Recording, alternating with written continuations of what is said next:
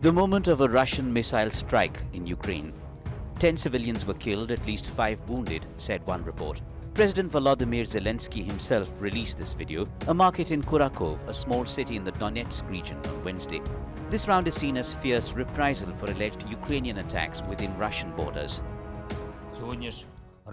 Donetsk region. Today, the Russian army struck Kharkova, very brutal, absolutely calculated, precisely on peaceful people, on ordinary people, on the market, elevator, gas station, bus station, on a residential building.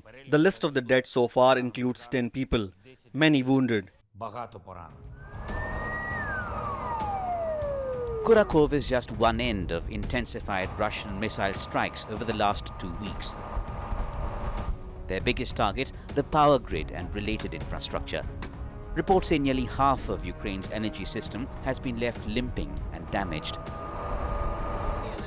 Close to 1,000 rockets and missiles have pummeled only the energy supply framework. And the consequences are visible across the country. People left in the cold and dark amid sub-zero temperatures. One of the aspects of what Russia is doing right now is trying to assault the energy infrastructure in Ukraine, to turn out the lights, to turn off the water, to turn down the heat for Ukrainians just as they're heading into winter. What Russia can't do on the battlefield, it's trying to do by attacking civilian infrastructure. And we spent some time as well talking about the efforts that we have underway to make sure that what's being destroyed is getting replaced and repaired, as well as the efforts we're making to help Ukraine defend that infrastructure. But there too, the work that Congress is doing to support these efforts is absolutely vital. Another frontline territory, Bakhmut, also in Donetsk. Ukrainian soldiers positioned here grapple with bitter cold besides the constant bombardment. Hypothermia, a constant threat. A feature is trenches that soldiers inhabit. World War I-like horrors ring out. Zero electricity and gas supply.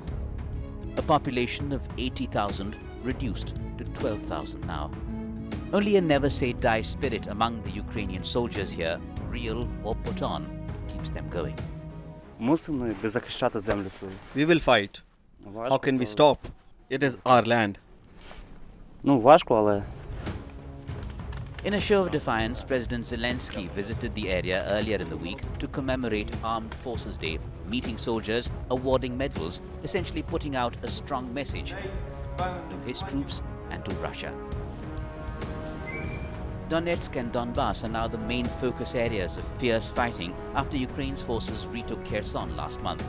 Russia has focused much of its offensive here. We are in the east of our country.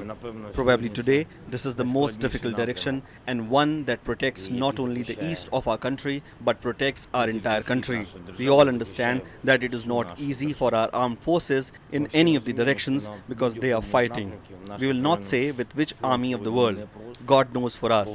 It is definitely the last one. But nevertheless, I am sure all armed forces are strong in all directions, and I know for sure that the East is the strongest because the East is the most difficult. I want to thank you for the stability and strength. Everything we say from the heart, from the soul. I believe that it is the duty of all Ukrainians that we want to help only you because you are an outpost of our independence. In Kherson that Russia walked out of, another reality takes center stage. War crimes, mass graves, and worse. Bodies are exhumed, tests are conducted, stories of torture, abuse, murder emerge. Already, prosecutors have opened up more than 430 cases of war crimes in Kherson alone. There are strong indications that the summary executions documented in the report may constitute the war crime of willful killing, as the circumstances surrounding these deaths suggest that Russian soldiers knew that they were targeting civilians but still used lethal force. A mere text message, a piece of camouflaged clothing, or a record of previous military service could have fatal consequences. Russian soldiers brought civilians to makeshift places of detention and then executed them in captivity. Many of the victims' bodies were found with their hands tied behind their backs and gunshot wounds to their heads. Russian President Vladimir Putin rejects criticism of civilians being targeted or of nuclear saber rattling, reiterating Moscow's claim that the war is Ukraine's fault, even as he set the stage for what he called a lengthy process. 285 days into a brutal war that has sent out big tremors worldwide, a stalemate stays.